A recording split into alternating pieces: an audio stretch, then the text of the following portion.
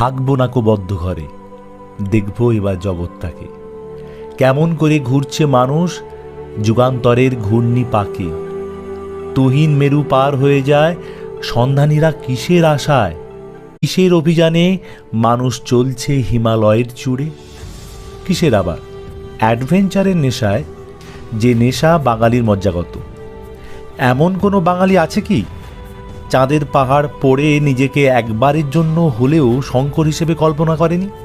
কিংবা রক্তমাংসের চরিত্র কর্নেল সুরেশ বিশ্বাস, অথবা নিদেন পক্ষে দুচাকায় দুনিয়ার বিমল মুখার্জি।